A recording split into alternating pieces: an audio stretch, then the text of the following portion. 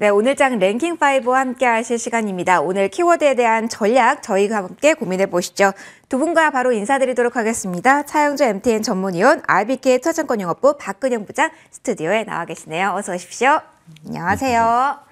네, 두 분과 함께 키워드에 대한 이야기 해보겠습니다. 순위별로 나열이 되어 있는데요. 먼저 가장 아래쪽 5위 열어보도록 하죠.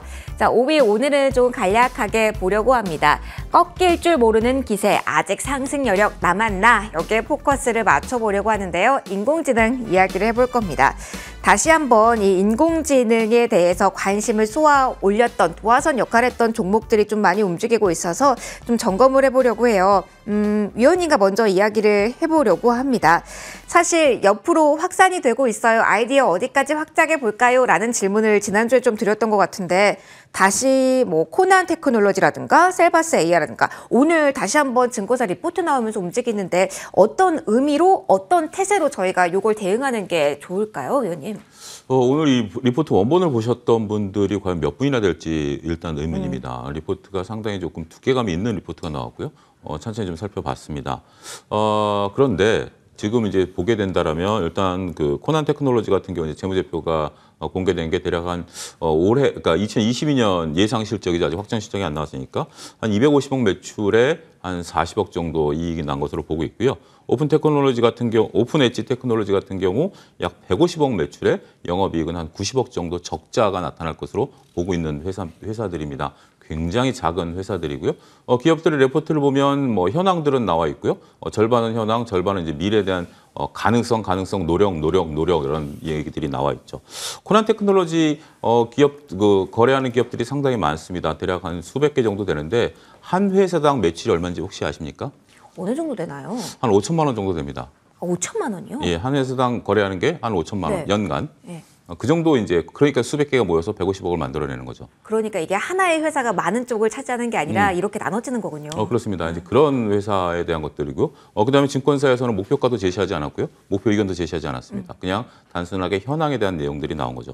이것 때문에 이제 반등이 나타났다라고 만약에 그렇게 해석이 가능하다라면, 저는 그냥 시세에 추종하는 그런 분들이 어떤 그 이유를 찾았다라고 좀 말씀드릴 수가 있겠고, 인공지능에 대한 것들을 거부하는 것은 아닙니다. 하지만 일단 지금 인공지능에 대한 팩트를 거부하는 것은 아니지만 두 가지죠. 하나는 인공지능에 대한, 그러니까 이제 이 AI에 대한 다양한 이제 활용도와 다양성에 대한 우리의 이제 쓰임새에 대한 부분들에 대한 고민이 구체적으로 시작이 됐다라는 게 첫 번째고요. 두 번째는 일단은 차트가 많이 흔들린 상태에서 오늘 시세를 내고 있긴 하지만 아직까지 고점까지 만약 고점을 벗긴다라면 그 가능성에 대해서는 다시 한번 붐이 일어야 되는데 시장은 옆으로 퍼지고 있다라는 거죠. 종목이 옆으로 퍼지고 있다라는 거죠. 그런 부분들을 보게 된다라면 저는 오늘 기술적 반등, 트레이딩 하시는 분들이 몰린 것은 충분히 현상으로 이해할 수 있겠습니다만 여기에 트레이딩에 기술들이 없으신 개인 투자들 입장에서 본다라면 그냥 하나의 현상으로만 이해하셔야 되지 않을까 싶습니다. 알겠습니다. 인공지능을 저희가 여러 번 랭킹에 올리긴 했었는데요. 사실 오늘 살펴본 이유가 다시 한번 들썩임이 나와서 그리고 리포트에 대해서 투자 의견이라든가 목표 주가는 제시되지 않았다는 점 지적을 해주셨는데 이것까지 좀 참고를 해보시자라는 말씀으로 일단 마무리를 짓도록 하고요. 저희 4위에 있는 아이디어로 넘어가서 추가적인 이야기를 해보도록 할게요. 4위는요. 지난주 금요일장에 속보가 나와서 저희가 빠르게 팩트체크를 해드렸던 쪽입니다. 전쟁 아직 안 끝났다. 시장에 여러 전쟁이 있죠. 그중에 하나가 보톡스 전쟁입니다. 계속해서 장기화되고 있고 여기에 따른 주가 등락이 뚜렷한데요. 여기에 대한 조금 더 깊이 있는 분석과 함께 아이디어를 좀 얻어보려고 합니다. 이 이슈는 박근영 부장님과 시작해 볼게요. 금요일 날 나온 이슈에 어떻게 보면 연장선상에서 오늘 이야기가 좀 나오고 있는데 자 오늘 주가 좀 개별적으로 가지고 있는 이슈를 좀 중점적으로 보도록 하겠습니다. 어떻게 보세요, 부장님? 메디톡스는 사실 이렇게 엮이면서 많은 부분이 좌절이 됐잖아요. 주가가 토막토막이 많이 났고 일단 승기를 잡았다라는 관점에서는 단기적으로라도 기대를 해볼 수 있는지 이 분위기 어떤 관점으로 보고 계신지 좀 짧게 정리 먼저 하고 조금 더 자세하게 종목 이야기 해볼게요, 부장님. 네, 메디톡스 같은 경우는 기존 청구 취지였던 균주의 인도 제조 및 판매 금지 그리고 기생산된 완제품과 반제품의 폐기 균주의 사용 금지 등에 대한 대부분이 인정된 걸로 이제 법원 판결이 났습니다. 여기에 따라서 뭐 추론에 대한 기반한 결과로 실제적인 질서 규명의 한계가 보인 점이 유감을 밝히긴 했지만 일단 대웅제약이 항소를 하기로 이야기는 당연히 했겠죠. 그럼에도 불구하고 메이톡스에 굉장히 유리한 판결이라 볼 수 있습니다.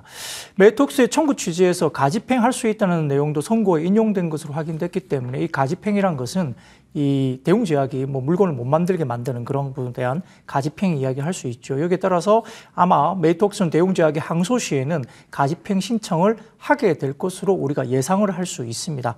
여기에 따라서 결국은 뭐 지금 이야기가 나온 게 이제 주말 사이에 에볼루스도 이슈가 있었거든요. 네네. 급락하다가 이제 약부합 정도로 끝났는데요. 관련해서 2021년 2월에 메이톡스와 합의를 통해서 대웅제약과 메이톡스 간의 양사 간 한국 소송 결과와 상관없이 에볼루스의 지속적인 제조와 상업화를 규정한 바 있다는 것을 강조하면서 이 관련된 에볼루스가 뭐 급락하다가 마이너스 1.6%인가요? 거의 이제 붙여서 끝나긴 했는데 합의 내용에 대해서는 이번 민사 2심과 상관없이 이제 대웅제약이 나보타를 제조해서 에볼루스에 일단은 수출할 수 있는 권리와 에볼루스가 제품을 계속 사모할 수 있는 상업화해서 팔 수 있는 권리가 포함되어 있다라고 언급을 하고는 있습니다. 다만 대웅제약이 항소 이후에 메이톡스에서 가집행을 집행하게 되면 아마 가집행 집행정지 신청을 진행하게 됐을 때 만약 집행정지가 받아들여지게 되면 어떻게 될까요?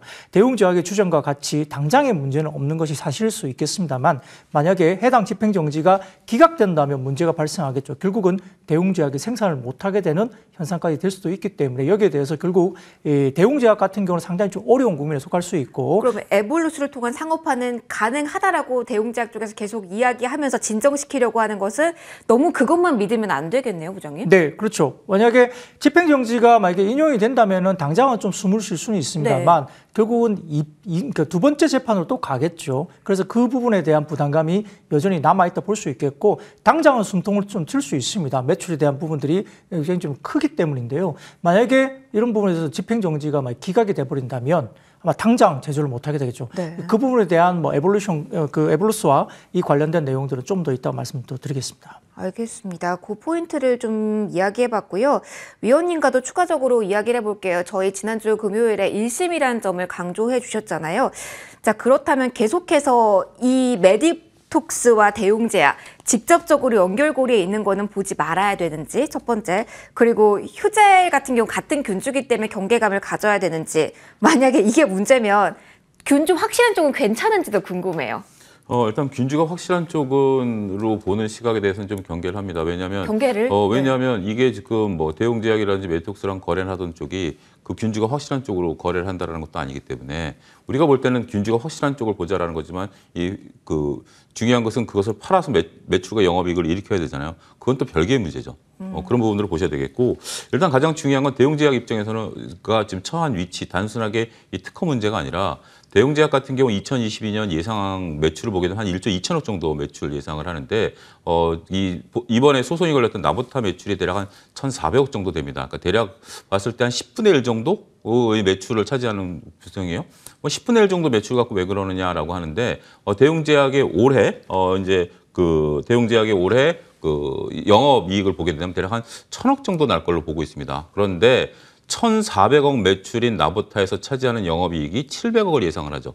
영업이익률이 50%에 달하니까. 그러니까 매출은 10%인데 영업이익률의 3분의 2를 차지하는 거예요. 엄청난 거죠. 영업이익으로만 놓고 봤을 때 네, 정말 영업이익의 타격이네요. 3분의 2짜리가 날아갈 가느냐 안 가느냐이기 때문에 대웅제약 입장에서는 사활을 걸 수밖에 없죠. 나보타를 잘라낸다? 별거 아닐 수 있죠. 하지만 영업이익의 3분의 2가 날아갑니다. 그리고 우리가 이제 에볼루스와 관련된 부분들도 지금 이제 당연히 지금 현재 나오는 뉴스들을 보면 대웅제약이 판결문을 먼저 수령하겠다라는 겁니다. 오기 전에 먼저 수령을 하면 인정을 하는 거거든요. 인정을 하고 지금 부장님 말씀하신 것처럼 이제 가처분 소송을 빠르게 하겠다라는 거죠. 어떻게 보면 회사 입장에서는 뭐 당연히 해야 되는 입장이겠죠. 근데 여기서 만약에 일단은 생산을 하게 된다라면 문제가 되지만 여기서 이제 생산이 금지가 되면 현재 대웅제약 입장에서는 여러 가지 이제 에볼루스하고의 이제 관계 뭐 재고라든지 뭐 이런 걸 통해서 매출을 일으키겠다고 하는데 전체적인 나보타에서 에볼루스가 차지하는 비중은 68% 대략 한 70% 정도고요. 한 13%는 국내로 나가고 나머지는 중국입니다. 그러니까 중국으로 팔면 되지 않느냐는데 만약에 이게 그 가처분 신청이 금지가 안 되거나 뭐 이렇게 법적인 문제를 지금 그건 이제 법원 판단이니까 우리가 예측할 수는 없습니다만 에볼루스가 이걸 살려준다고 하더라도 전체 매출 1,400억 중에 대략 한 1,200억 정도밖에 그러니까 1,000억 정도밖에 안 된다라는 거죠. 그렇기 때문에 대웅제약 입장에서는 이래저래 타격을 받을 수밖에 없는 지금 단기적으로. 근데 최종적인 결정은 이제 30까지 가야 되겠죠. 네. 두 회사가 여기서 뭐 물러설 리는 당연히 없는 거고 문제는 복잡하죠. 현재 지금 작년에 미국에서 그 대웅제약과 메이톡스가 기술 유치 방지법을 가지고 했는데 그때는 대웅제약이 이겼어요. 그랬기 때문에 이번에 우리가 지금 말씀하신 뉘앙스는 이제 휴지엘과의 문제도 얘기하고 있는데 그 메이톡스가 지금 광범위하게 특허 소송을 걸어놓은 상태이기 때문에 이것도 상당히 좀 셈법이 복잡합니다. 그래서 지금은 예측 불허인 상황. 우리가 법원 판결을 앞두고 있는 지금 뭐 하이브하고 카카오도 이제 법원 판결을 앞두고 있어요. 법원 판결 해야 되는 부분들이기 때문에 거기 예측에 근거해서 투자하는 것은 좀 경계를 해야 될 것 같습니다. 이거는 뭐 아니면 도이기 때문에. 네. 근데 지금 현재 놓고 본다라면 현재로서는 지금 상황에서 크게 변화 가능성은 별로 없어 보입니다. 지금 이것도 예측이긴 합니다만 법원에서 가처분을 좀 해줄 가능성이 있다라고 봐요. 왜냐하면 당장 금지, 그러니까 생산 금지를 할 정도로 그러면 한 회사가 무너질 수 있는 거기 때문에 법원 입장에서 부담이 될 수밖에 없는 거 아니겠습니까? 그래서 30까지는 지켜보자라고 할 수 있을 것 같아요. 그래서 그렇게 된다라면 대웅제약의 지금 상황들은 좀 낙폭과될 가능성이 있긴 하겠습니다만 어쨌든 소송이 들어가고 이거는 빨리 납니다. 이거는 이제 가처분 되는 부분에 대해서는 2심, 3심까지는 몇 년이 걸릴 수 있더라도 그 상황 프로를 보고 여러분들이 접근하셔야 되지 않을까 싶습니다. 그러면 저희 이 의견을 좀 정리를 하면서 두 분 모두 지금 이슈를 좀 지켜봐야 될 때 투자를 어떤 방향으로든 확인하고 해야지 지금 뭔가 액션을 취하는 건 아니다라는 의견으로 두 분 모두 동의하신다 이렇게 정리를 해도 될까요? 어떻게 보면 지금 메디톡스를 갖고 계신 분들 입장에서 본다라면 이익 실현 시점을 잡는 것이 좋다라고 보여지고요. 네. 왜냐하면 메디톡스가 이 대웅제약이 없었던 부분들을 이제 미국에서 이제 같이 매출이 부딪히니까 가져갈 가능성이 있습니다만 일단 끝까지 가봐야 되기 때문에 메디톡스 입장에서는 일단 조금 약간 오버밸류다라는 제 개인적인 생각이 들고요. 대웅제약은 조금 낙폭과대다라는 생각이 들지만 어쨌든 이 법원이 가처분 신청을 하는 거에 따라서 대웅제약이 만약에 매출이 유지가 된다라면 급반등할 수 있습니다만 그거는 조금 서두르지는 않으셔도 되지 않을까 싶습니다. 알겠습니다. 지금 보유하고 계신 분들 위해서도 전략을 조금 같이 고민을 해봤고요. 3위에 있는 이야기로 올라가 보도록 하겠습니다. 자, 공급 관련해서도 수급 관련해서도 이슈가 나와서 이쪽 조명을 해보려고 합니다. 정유 비롯해서 원자재, 이 에너지에 대한 이야기를 3위에서는 해보려고 하는데요. 러시아는 감산 카드를 꺼내들었고요. 중국은 리오프닝 흐름 속에 있습니다. 자, 오늘 장 초반 대비로 정유주의 흐름은 꺾이긴 했습니다만 이런 트렌드를 활용하면서 다시 한번 원자재주를 봐야 할까 궁금해서 저희가 3위에 딱 올려놔져 있는 키워드인데요.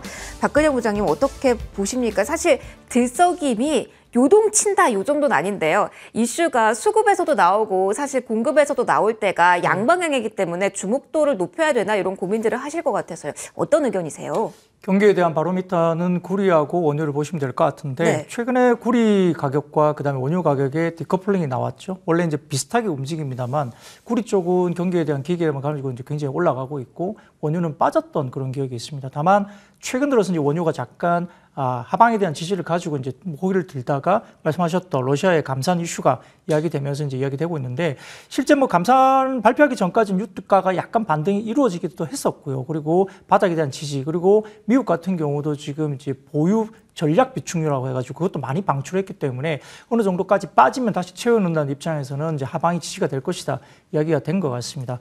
그래서 지금 터키 지진에 의한 공급 차질 영향도 약 100만 배럴, 하루에 100만 배럴 정도 수준이기 때문에 여기에다가 중국의 리오프닝 수요까지 겹쳐지면 아마 당분간 강세에 대한 지속이 좀 더 될 것이다 이게 보는 것 같은데 다만 이제 중국 경제가 얼마나 강하게 리바운딩이 나올 것인가 부분은 아직까지는 좀 변수이죠. 지켜봐야 되는 부분이다만 다만 이제 리오프닝 관련된 수요는 분명히 있다는 점에서는 우상향 그림으로 아마 원유도 갈 거다 이렇게 보는 것 같습니다. 뭐 IB별로 대부분 다 이제 원유에 대한 목표 주가, 목표 가격이 굉장히 좀 다르기 때문에 어떤 곳은 뭐 120달러까지 간다, 어떤 곳은 또 다른 이야기를 하기 때문에 그건 좀 지켜봐야 되지만 방향성은 구리와 함께 이제 후행 지표로 따라가겠지만 결국은 올라간다는 쪽 보는 것 같고요. 전반적으로 보면은 최근에 오펙 플러스 같은 경우도 러시아 감산에도 생산량을 늘리지 않을 것으로 이야기하고 있기 때문에 결국은 2023년 말까지 작년 말에 설정한 생산 목표를 그대로 유지한다는 이야기가 오펙 플러스도 나오니까 아마 공급에 대한 부분들은 이제 추가적인 부분이 별로 없을 가능성이 큽니다. 다만 그 EIA 주간 데이터에 따르면은 현재 미국 원유와 정제유 관련된 재고가 예상을 상회하고 있고 쿠싱 원유 관련된 재고는 104만 배럴에 달했습니다. 정제유 재고는 293만 배럴, 휘발유는 500만 배럴이기 때문에 아마 이런 부분에 대해서는 상업용 원유 재고가 2021년 6월 18일 이후에 최고치를 기록하고 있어서 이게 약간 단기적으로 부담스럽고 원유가 바로 튀어오르지 못하는 그런 부분도 분명히 될 수는 있겠죠. 그런데 다만 그럼에도 불구하고 전 세계 석유 수요가 200만 배럴 정도 증가할 것으로 예상하고 있는 상황이 되고 있고 중국이 그 절반을 차지한다고 추정을 하고 있기 때문에 결국은 키워드는 중국이고요. 방향성은 하방보다는 상방으로 좀 열려있기 때문에 이 원자재 관련된 부분에서 구리의 어떤 아주 강력한 모멘텀 그리고 뒤따라가던 같이 동행을 하던 원유가 디커플링 되다가 다시 커플링 쪽으로 방향을 틀고 있다는 점은 아마 관련된 원유 관련된 쪽은 좀 눈여겨보셔야 될 것 같습니다. 약간 듣다 보니까요, 부장님께서는 원유에 대해서도 포커스를 많이 맞추고 계시지만 사실 구리의 최대 수요국이 중국이기 때문에 구리가 바로미터 역할을 하고 있기 때문에 구리를 봐라라고 말씀해 주시니까 오히려 국내 구리 관련주를 보는 게 원자재를 본다면 지금은 괜찮은 전략일까요? 원유보다요? 네, 구리 관련주는 이미 시장에서 반응을 했죠. 뭐 움직이기 시작했었고요. 그래서 이제 구리는 먼저 이제 많이 올랐기 때문에 네. 물론 산업에 대한 부분에 대해서 뭐 구리는 좀 더 갈 걸로 보는 상황이고 최근 들어서 원유와 구리의 디커플링이 굉장히 강하게 굉장히 많이 벌어졌었어요. 구리는 올라가기 시작했는데 원유는 빠졌던 구간이기 때문에 여기에서 원유가 다시 자리를 잡고 조금 늦게 이제 고개를 들고 올라가다가 러시아의 감산 소식이 나오니까 이제 올라가는 게 조금 본격화되는 부분인데 네. 주가적인 측면에서는 아까 말씀드렸듯이 SOL이나 GS 같은 경우가 아침에 3% 올라가다가 타수 주춤한 게 아까 말씀드렸던 원유 재고가 아직까지 좀 더 많이 남아있고 미국 쪽의 데이터가 원유 재고의 어떤 상승장이 좀 더 많다는 점에서는 조금 주춤합니다. 그러나 결국은 이제 그 중국의 절반의 수요가 그럼 중국이 갖고 가는데 그 부분에 대한 강력한 리오프닝이 어느 정도 변수가 나오냐에 따라 강력하게 땡겨 올라갈지 아니면 좀 서서히 올라갈지 방향성에 대한 부분은 명확하지만 탄력도는 좀 다르게 나타날 수 있겠죠. 다만 변수가 중국이지만 저희 입장에서는 아마 아까 월 한 200만 배럴 정도 이제 뭐 수요가 더 많이 나올 것이다 이야기하고 있는데 아마 시장에서 국내 애널리스트 보는 것은 아마 월 300만 배럴 정도 수준까지도 아마 수요가 좀 더 강하게 들어올 수 있다. 중국이 리오프닝 갔을 때 하반기에 네. 이렇게 보고 있어서 아마 원유에 대한 이슈 이 부분은 정유사들에 대한 상방에 대한 방향성을 좀 잡아주는 것이 아닌가 이렇게 판단하고 있습니다. 중국 리오프닝 효과에 대해서도 이야기 살짝 했는데요. 위원님과 이 부분을 좀 이야기해 볼까 봐요. 원자재 가격이 사실 활기를 치면서 경제가 올라가고 있다, 수요가 올라가고 있다. 뭐 좋은 부분이죠. 그런데 이 부분은 우려할 필요가 없을지 궁금해요. 사실 원자재 가격이 많이 오르면 또 인플레 이야기로 또 넘어가잖아요. 사실 인플레로 다시 한번 주식시장에 출렁거린다. 여기에 대한 경계감을 지금은 가질 필요는 없는지 이 부분 어떻게 보시는지 궁금해요. 저는 가져야 된다라고 생각을 하는 거죠. 이제 지금 시장 결국 전 세계가 물고 물리는 그런 부분들이다라는 건데 일단 러시아 감산 규모가 현재 지금 50만 배럴이면 러시아가 지금 하루에 1000만 배럴씩 생산하고 있거든요. 5% 줄이는 거예요. 그러니까 생각보다 적죠. 네. 50만 배럴이라고 하면 우리가 그 주는 느낌이 50만 배럴이기 때문에 만 들어가면 다 많은 것 같아요. 굉장히 이제 큰 걸로 보여지지만 러시아가 생산하는 것에 대해서는 이제 일일 데이터가 좀 다르지만 제가 이제 가장 러프하게 계산한 게 한 5% 정도, 1000만 배럴을 본 거예요. 지금 뭐 정확한 데이터는 1070만 배럴 정도니까 1000만 배럴 받으면 5%밖에 안 되기 때문에 시장이 줄 수 있는 큰 충격은 크지 않다라고 봐요. 자, 이걸 좀 구분을 해보죠. 우리가 이제 작년 그 우크라이나 전쟁 트라우마가 있어가지고 어떤 원자재에 대한 어떤 공급 부족이 생기고 올 수 있는 어떤 그런 충격에 대한 어떤 트라우마가 있는 거죠. 그것은 우리가 이제 공급발 인플레이션이라고 부르죠. 이제 공급난이 이제 문제가 되면서 그 원자재들이 공급이 안 되다 보니까 그로 인해서 원자재 가격이 뛰어 올라간 인플레이션이었죠. 그걸 이제 공급발 인플레이션이라고 했는데 최근에는 이제 이런 것들이 많이 안정화됐죠. 그때 당시만 하더라도 극단적인 예로 여러분들 서울 기준으로 휘발유 가격을 생각해 보시면 될 것 같아요. 대략 한 2,200원까지 올라갔던 게 지금 한 1,600원 정도까지 떨어져 버렸잖아요. 맞아요. 네. 그렇기 때문에 이게 이제 공급발 인플레이션이 줄어드는 거죠. 그래서 이제 CPI가 줄어들었다 이렇게 말씀드릴 수가 있겠죠. 중국발에서 이제 수요가 늘어난다는 건 수요발 인플레이션입니다. 중국의 이제 수요가 늘어나면서 리오프닝이 되면서 수요가 늘어나는 인플레이션이기 때문에 어찌됐든 모습은 똑같은 인플레이션이죠. 중국의 이제 수요 발휘 인플레이션이 된다라면 결국 중국이 리오프닝 되고 이번에도 확인됐듯이 중국과 미국은 사상 최대의 또 무역을 했잖아요. 2022년 그렇게 싸우면서도. 그렇기 때문에 중국이 또 살아나면 미국의 또 인플레이션을 자극할 수밖에 없고 이러면 또 글로벌 금융 그 당국들의 금리 지금 현재 우리가 바라고 있는 인상을 멈추는 시점 그 시점이 더 늦춰질 수도 있는 그런 우려까지 자아낸다라고 좀 말씀드릴 수가 있겠습니다. 결코 만만치 않은 지금 거대 공룡이 지금 깨어나려고 하고 있는 그런 부분들이고요. 그럼 유가만 놓고 본다라면 항상 우리가 이제 공급발 인플레이션이 발생했을 때는 유가가 통제 불가능한 상태였었어요. 왜냐하면 공급이 삐그덕거리는 걸 누가 할 수는 없는 거죠. 근데 수요발 인플레이션은 그 약간의 자극은 했지만 글로벌 시장에서는 어느 정도 소화가 되는 부분들이 있었습니다. 왜냐하면 지금 중국이 살아나지만 다른 나라들이 지금 수요가 별로 없기 때문에 그리고 이제 날씨라든지 이런 것들을 하기 때문에 그렇게까지 우리 공급발 인플레이션과는 좀 다른 양상을 띌 수도 있다라는 거죠. 자, 정리해드리자면 러시아의 감산 뉴스로 인해서 다시 한번 공급발 대란이 일어나는 부분에 대해서는 굉장히 미미하다. 하지만 중국이 수요발 인플레이션이 발생함으로써 원유뿐만이 아니라 모든 원자재를 빨아들이면서 공장이 다시 가동되기 시작한다라면 그러면 우리는 단순하게 원자재 문제가 아니라 미국의 금리 인하를 하는 그러한 시점이 더 늦춰질 수 있는 그런 우려감까지 글로벌 경기를 한꺼번에 보셔야 되는 뉴스가 아니겠나 말씀드리겠습니다. 종합적으로 봐야 되니까 어렵네요. 인플레에 대한 경고 등이 다시 한번 또 한 번 올릴 때 점검을 꼭 해드리도록 하고요. 원자재 상승했다, 관련주 투자하자 이런 아이디어가 아니라는 점 조금 더 매크로 측면으로 봐야 된다는 점까지 참고를 좀 해보시면 좋을 것 같습니다. 저희 다음 키워드로 넘어가도록 할게요. 다음 키워드는 하이브의 찢긴 상처 멘트 보고 아셨을 것 같습니다. 카카오 이야기를 좀 해볼 텐데요. 정말 하이브에 찢겨서 지금 주가가 이렇게 흘러내리는 건지 모르겠습니다. 박근영 부장님, 오늘 시총 상위주 가운데 내리는 종목 많습니다만 카카오가 특히 많이 내리고 있어서요. 어디에 가장 큰 근거가 있다고 보시는지 계속 저점을 경신하고 있어서요. 좀 궁금합니다. 일단 카카오같이 성장주가 빠지는 것은 이제 CPI 발표를 앞두고 경계감이 있기 때문이죠. 기본적으로 이제 1월달 CPI가 좀 높게 나올 가능성은 저는 있다고 봅니다. 왜냐하면 원래 이제 CPI 관련된 항목, 세부 항목과 관련된 그 변경을 여러 가지 가중치라든 이런 변경 2년마다 한 번씩 하고 있는데요. 이번에는 1년마다 이례적으로 한 번씩 하기로 변경이 됐습니다. 근데 그게 왜 중요하냐면 가장 크게 지금 그 물가 지표에 가장 영향을 미쳤던 게 주거비거든요. 주택 가격 앤드 주거비고, 그 다음에 두 번째가 이제 중고차라든지 이런 것들. 그리고 이제 에너지 가격 말씀하셨지만 원유 가격은 올라가는데 천연가스가 빠지고 있어서요. 이건 분명히 에너지 관련된 부분들은 상쇄가 되기 때문에 저는 개인적으로 크게 문제가 없다고 봅니다. 중국이 리오프닝 하더라도 이런 부분들은 크게 문제가 없는 것 같고요.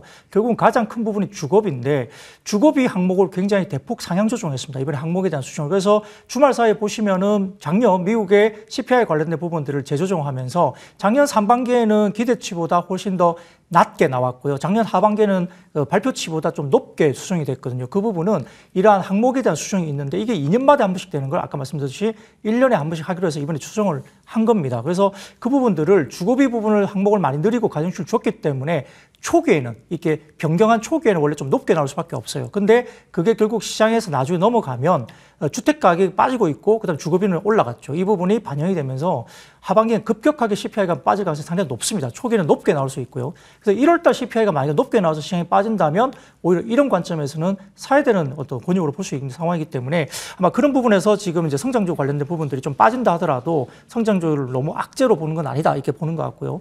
두 번째로 카카오 입장에서는 지금 이제 이번에 SM엔터 관련된 지분 관련된 투자에서 약간 애매해졌습니다. 맞아요. 하이브가 들어오면서 약간 애매해졌고 이게 일대 주주로 가려면은 지금 이제 지분 싸움을 해야 되는데 너무 많은 돈이 들어가겠죠. 그래서 시장에서 지난주에 금요일에 뭐가 나왔냐면 카카오 쪽에서 만약에 SM을 만약에 그대로 이제 포기하고 다른 엔터주를 살 수 있지 않을까라는 약간 소설 같은 기사들이 나오면서 관련주들이 관심을 가지고 있는 회사 이런 것들에 대해서 예를 들어서 우리가 이야기할 수 있는 여자 아이들 가지고 있는 이제 기획사를 이야기 나오죠. 그게 왜냐하면 800억 정도 유통계약을 했기 때문에 관계가 있다, 시총도 작다 이것 때문에 이야기 되는 건데요. 일단 그 부분은 이제 가처분 관련된 부분에서 인용이 돼야만이 뭔가 확실히 나오지만 약간 애매해진 부분은 분명히 있습니다. 카카오. 그렇기 때문에 이 불확실성이 일단 볼 수 있는 상황인데 다만 이제 작년 같은 경우에는 뭐 페이와 게임 쪽의 부진 때문에 실적이 좀 안 좋았던 부분이 있는데 올해도 마찬가지입니다. 페이나 게임 쪽에 대한 실적 부진은 조금 더 이어질 가능성이 있지만 다만 톡비즈 관련된 부분이라든지 그다음에 오픈 채팅 도입을 하면서 플랫폼 비즈니스 이쪽에 관련된 차별화된 성장이 나올 수 있다는 점은 그렇게 나쁘지 않은 그림일 것 같고요. 그다음에 엔터 사업은 역시나 이제 웹툰 수익성이 가장 강하죠. 이 부분에 대해서도 마찬가지고 AI 관련된 사업 체계에 대한 부분들도 역시나 가고 있는 방향성이 나왔기 때문에 아마 조금 조정이 받는다 하더라도 중장기로 본다면 결국은 작년에 마케팅 비용이 워낙 많으면서 네이버나 카카오가 이런 부분에 대해서 수익을 못 냈던 점이 올해는 마케팅 비용 이런 것도 분명히 통제가 될 겁니다. 그래서 상반기보다는 하반기에 좀 더 이슈가 좀 집중되면서 주가에 대한 밸류에이션이 어느 정도 저값을 받지 않을까 싶고요. 그래서 단기적인 SM 엔터 관련된 불확실성이 어느 정도 해소된 시점에서 어떤 방향으로 갈 거냐, 정말 뭐 지분 경쟁을 갈 거냐, 아니면은 다시 한번 지분 경쟁이 아니라 뭔가 다른 방향을 찾을 것이냐, 이게 변수가 될 것 같습니다. 알겠습니다. 단기적으로 어느 쪽을 봐야 되는지에 대한 정리가 들어봤고요. 가장 위에 있는 키워드 마지막으로 간략하게 정리해 드리도록 하겠습니다. 실적 키워드를 안고 있는 대표적인 섹터가 여기가 아닐까 싶습니다. 바로 조선주입니다. 자, 조선주와 같은 경우는 새로운 전성시대에 대한 기대감이 상당히 높은 것 같은데 사실 지난주 후반부터 꿈틀거림이 조금 본격화되는 듯했죠. 위원님과 이 이슈 점검을 해볼게요. 흑자 전환 뭐 새로운 이슈는 아닌데요. 시장 관점에서 지난주 후반부터 대비로 했을 때 지수보다 더 강한 탄력을 보이는 이유가 특별히 더 있을까요? 일단은 흑자 전환을 해야죠. 네, 해야 되는데 해야죠. 지금 아직 기대감이 많은 기대감이죠. 거죠. 이제 뭐 신조성과가 올라가고 수주 잔고가 많고 그렇지만 계속 적자였고 막대한 적자, 그것도 보통 적자가 아니고 3분기 기준으로 봤을 때 대우조선해양은 상장사 전체에서 1등을 했어요. 적자 규모가.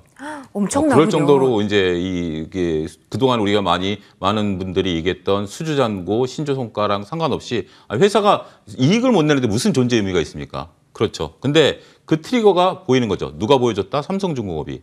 삼성중공업이 4분기에 빅베스를 했습니다. 빅베스를 했다라는 것은 우리가 이제 빅베스라는 표현은 회계상에 있었던 모든 그러한 어떤 필요 그룹한 것을 한꺼번에 털어버리는 그런 역할을 한다라는 거예요. 자, 여러분들 집에 손님이 온다라고 한다라면 평상시에 대충 청소하던 거 구석구석 청소 잘하죠. 그래서 한꺼번에 다 버려버리죠. 그럼 어떻게 되죠? 집이 깨끗하게 되는 거죠. 근데 이 빅베스는 아무 때나 하는 게 아닙니다. 야, 다음 분기가 좀 좋아질 테니까 이번에 다 떨어버리자가 아니죠. 빅베스는 다음 분기에 이익이 확실히 날 것 같은 가능성이 보일 때 합니다. 그래야 청소가 끝내야 다음에 이익이 나는 건데 빅베스를 해서 적자를 대거했는데 다음 분기에 또 적자야. 그럼 빅베스는 의미가 없죠. 보통 빅베스를 했었던 경우 우리가 GS건설 같은 경우 해외 건설에서 4천억의 적자를 한꺼번에 떨어버리는 이후에 흑자 전환됐고요.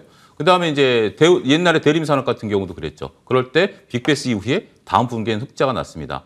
그렇기 때문에 삼성중공업이 빅베스를 했다. 인건비도 미리 다 선반영해서 떨었다. 이거는 올 1분기에 흑자 전환 가능성에 본인 스스로가 느끼기에 외부적인 변수만 없다라면 느꼈다라는 거죠. 거기에 현대미표조선과 더불어서 많은 이제 조선사들이 여기에 이제 반응을 하고 있고 한국조선해양 같은 경우 또 하나의 트리거가 있죠. 삼호중공업을 상장 철회를 했습니다. 그렇기 때문에 삼호중공업이 이제 상장되면서 나와서 받을 수 있는 밸류만큼 빼줬던 것들을 다시 더해줬어요. 오늘 증권사들이 그런 얘기들을 하는 거죠. 거기서 빼줬던 밸류를 다시 이제 비상장으로 데리고 있으니까 이런 부분에 대한 어떤 밸류에 대한 부분들, 그다음에 이제 드디어 흑자 전환에 대한 가능성 이런 것들이 부각이 되면서 현재 주가가 관심을 받고 있다 이렇게 말씀드리겠습니다. 투자자분들 조선주의 포트에 담을 만큼 관심도 높여도 된다라고 보실까요, 위원님?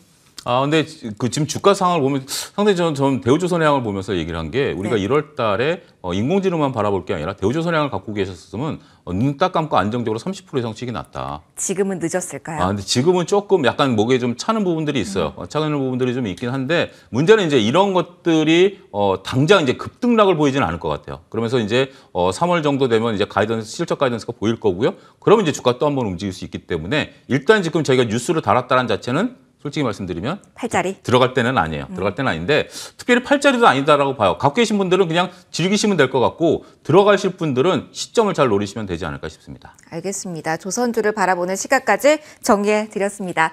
자, 오늘 장 랭킹5는 여기서 키워드 정리 후에 마무리 짓도록 하겠습니다. 두 분과 인사드릴게요. 지금까지 차영주 MTN 전문위원, RBK 투자증권영업부 박근영 부장과 함께 시간 만들어봤습니다. 두 분 모두 고맙습니다.